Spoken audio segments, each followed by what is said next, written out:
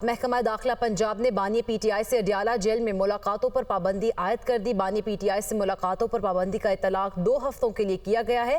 عدالتی احکامات پر جیل انتظامیہ نے منگل اور جمعرات کا دن ملاقاتوں کے لیے مختص کر رکھا تھا۔ اڈیالہ جیل انتظامیہ نے گیٹ نمبر 5 کے سامنے میڈیا کوریج پر بھی پابندی عائد کر دی ہے۔ سیکیورٹی خدشات کے پیش نظر ہوم ڈپارٹمنٹ پنجاب نے آئی جی جیل خانہ جات کو خط لکھ دیا۔ مختلف انٹیلیجنس اور سیکیورٹی ایجنسی نے تھریٹ الرٹ شیئر کیے ہیں۔ یہ محکمہ داخلہ پنجاب کی جانب سے کہا گیا اور ریاست مخالف دہشت گرد گروپ کی جانب سے حملوں کے منصوبے کی اطلاعات ہیں، اور انہی خدشات کے پیش نظر بانی پی ٹی آئی سے اڈیالہ جیل میں ملاقاتوں پر پابندی عائد کر دی گئی ہے۔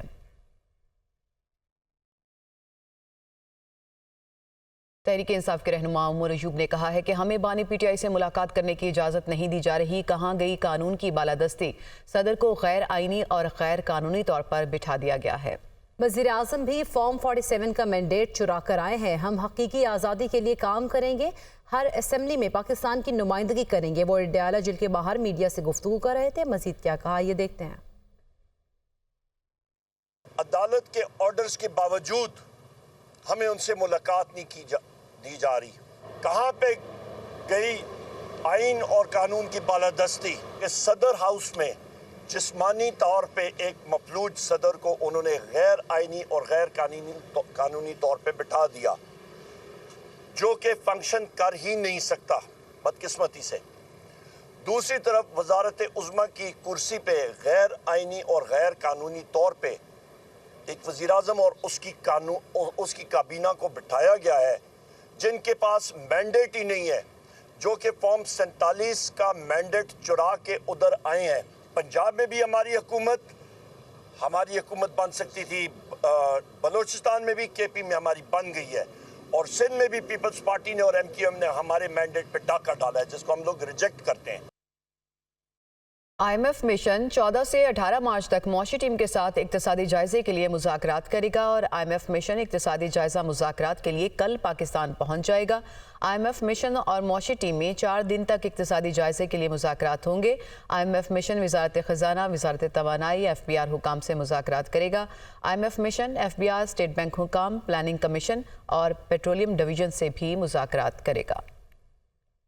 اور ناظرین، شہباز شریف کے وزیر اعظم بننے سے آئی ایم ایف ڈیل میں آسانی کا امکان ہے۔ بلومبرگ کی رپورٹ ہے جس میں کہا گیا ہے کہ شہباز شریف نے سابق دور میں M D I M F سے قرض کے حصول کے لیے خود بات کی تھی۔ مالیاتی خسارے اور جاری کھاتوں میں کمی اہم اہداف تھے۔ آئی ایم ایف سے $6 ارب کا قرضہ حاصل کرنا پہلا بڑا چیلنج ہوگا۔ گزشتہ معاہدے کے تحت $1.1 ارب کی قسط بھی حاصل کرنا ہوگی۔ پاکستان کے نئے وزیر اعظم ٹیکنوکریٹ کے ذریعے وزارت خزانہ چلانے کو ترجیح دے رہے ہیں۔ شہباز شریف خود بھی عالمی اداروں سے ڈیل کرنے کا تجربہ رکھتے ہیں۔ وزیر خزانہ محمد اورنگزیب نے کہا ہے کہ آئی ایم ایف پروگرام میں جانا ناگزیر ہے۔ موجودہ مالی سال 2024 مشکل سال ہوگا۔ اپنی تمام تر توانائیاں پاکستان کو درپیش مشکلات کے حل کے لیے استعمال کریں گے۔ رواں ہفتے آئی ایم ایف سے مذاکرات شروع ہوں گے۔ پاکستان آئی ایم ایف سے اہم مذاکرات کے لیے جلد رسمی درخواست کرے گا۔ سٹاف لیول مذاکرات رواں ہفتے شروع ہونے کی توقع ہے۔ تاریخ میں پہلی بار سویلین حکومت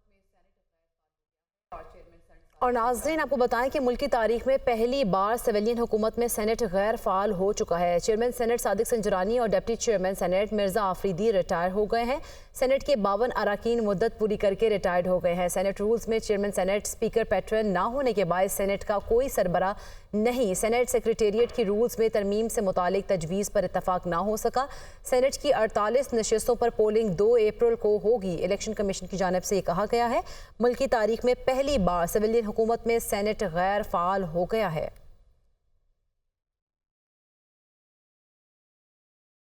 وزیراعظم کی ملکی آئی ٹی برآمدات بڑھانے کے لیے جامع روڈ میپ پیش کرنے کی ہدایت۔ اربوں ڈالر کی آئی ٹی برآمدات کی استعداد کار سے فائدہ اٹھانے کے لیے اقدامات اٹھائے جائیں، یہ کہا گیا شہباز شریف کی جانب سے۔ نوجوانوں کو آئی ٹی کے شعبے میں تعلیم، ہنر اور سٹارٹ اپس کو درپیش سہولیات دیں گے، اور رواں برس آئی ٹی برآمدات کا متوقع حجم $3 ارب سے زیادہ ہے، یہ کہا گیا ان کی جانب سے۔ اسپیشل ٹیکنالوجی زونز کے حوالے سے بھی جامع رپورٹ پیش کی جائے، یہ بھی کہا گیا ہے ان کی جانب سے۔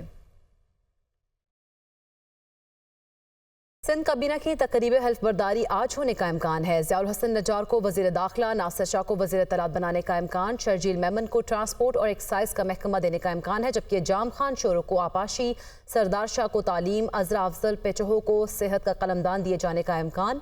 महकमा जेल खाना का कलमदान अली हसन जरदारी को देने का फैसला किया गया, जबकि नजमी आलम और एहसान मजारी को बतौर मुशीर सिंध काबीना में शामिल किया जाएगा। ज़राए की जानिब से ये कहा गया है सिंध काबीना की तकरीब हल्फ बर्दारी आज होने का इम्कान है।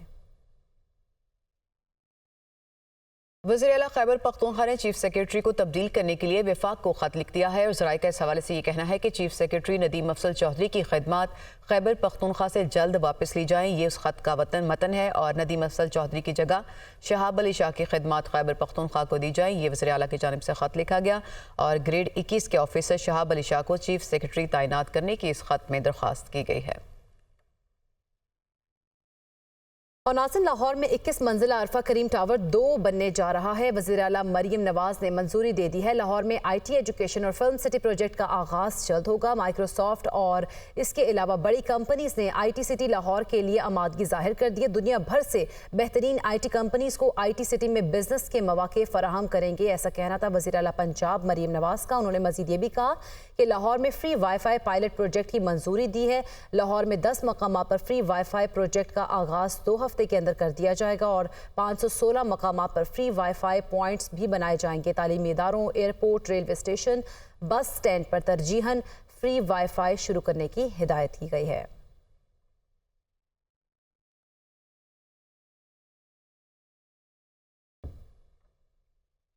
नवाज शरीफ के दोनों साहबजादे वतन वापस पहुंच गए हैं। हसन नवाज और हुसैन नवाज लंदन से लाहौर पहुंच गए हैं। इसी से मुतालिक मजीद तफसीलात लेंगे ब्यूरो चीफ लाहौर हसन रजा से। जी हसन, क्या डिटेल्स हैं?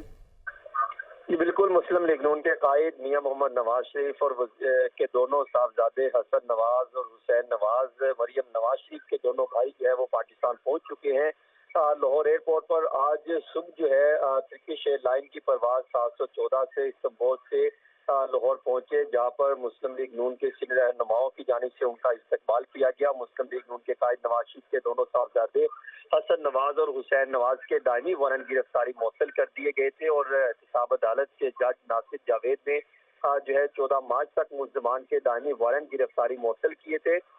इससे कबल अगर देखा जाए तो एहतसाब अदालत ने हसन नवाज और हुसैन नवाज के खिलाफ अल-अज़ीज़िया फ्लैगशिप एवं फील्ड रेफरेंस में दायमी वारंट मुअत्तल करने की दरखास्तों पर जो है वो फैसला सुनाया था और उसमें ये कहा गया था कि ये दोनों अफराद जो है वो पाकिस्तान आकर अदालत में पेश होना चाहते हैं, जिसकी उनको इजाजत दी जाए, जिस पर अदालत की जानिब से फैसला सुनाया गया था। और आज सुबह जो है वो दोनों साहबजादे नवाज शरीफ के पाकिस्तान पहुंचे और इस वक्त जाती उमरा में मौजूद हैं, जहां पर उनकी मुस्लिम लीग उनके कायद नवाज शरीफ से मुलाकात हुई और अदालत से रिलीफ मिलने के बाद दोनों पाकिस्तान पहुंच चुके हैं। हसन रजा, आप हमें तफसीलात बता रहे थे, आपका शुक्रिया। और नाज़रीन, भारतीय फ़ज़ाइया का तेजस तैयारा मशक़ के दौरान गिरकर तबाह हो गया। भारतीय फ़ज़ाइया में जहाज़ों की तबाही रोज़ का मामूल बन गया है। भारतीय रियासत राजस्थान में मशक़ों के दौरान तैयारा गिरकर तबाह हुआ। पायलट जहाज़ के तबाह होने से कबल ही पैराशूट के जरिए निकल गया था। इसी पर बात करेंगे ब्यूरो चीफ इस्लामाबाद अदील वड़ाइच हमारे साथ मौजूद हैं। अदील, दावे तो बड़े किए जाते हैं लेकिन ग्राउंड रियलिटी तो कुछ और ही है। जी, ग्राउंड रियलिटी में भारतीय फ़ज़ाइया के लिए सुबकी ही सुबकी है और ये मामूल बनता जा रहा है कि मशकों के दौरान इनके तैयारे तबाह हो रहे हैं। तो भारतीय फ़ज़ाइया का अब तेजस तैयारा मशक के दौरान गिरकर तबाह हुआ है और भारतीय रियासत राजस्थान के इलाके पुकरा में भारतीय फौज की जो जारी भारत शक्ति मशकों के दौरान ये तैयारा गिरकर तबाह हुआ। हादसे के दौरान पायलट जहाज के तबाह होने से कबल पैराशूट के जरिए जहाज से निकलने में कामयाब हो गया।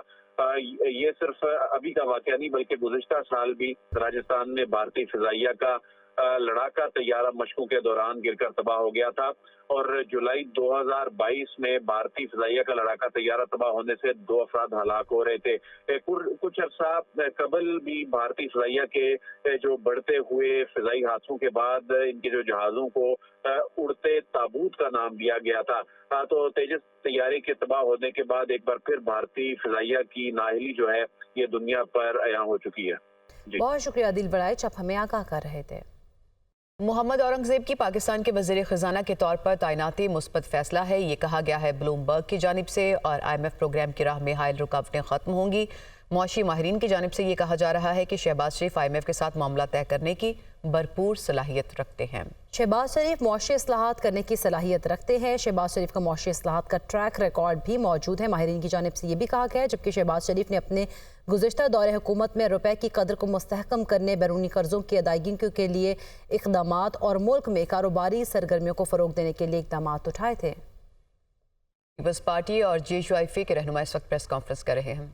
صاحب اور مولانا عبدالغفور حیدری صاحب، جکرانی صاحب اور JUI کا ڈیلیگیشن کو میں ویلکم کرتا ہوں پاکستان پیپلز پارٹی کے سیکریٹریٹ میں۔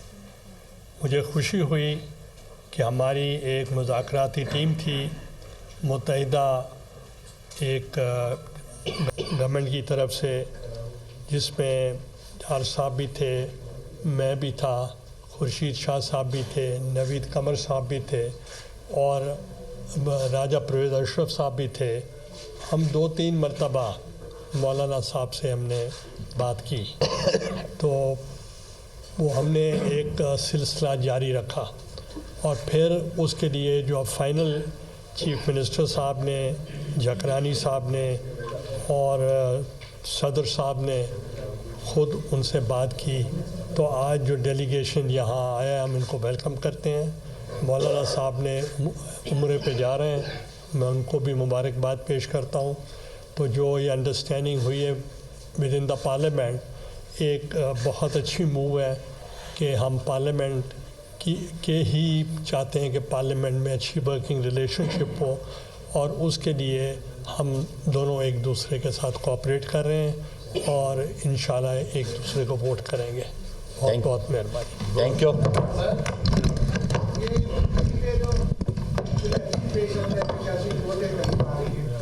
لیکن کیا یہ مستقبل میں چیئرمین سینٹ کے الیکشن اور بلوچستان حکومت میں توسیع کی طرف بھی معاملہ جا سکتا ہے، اس حوالے سے کوئی پیش رفت ہوئی ہے؟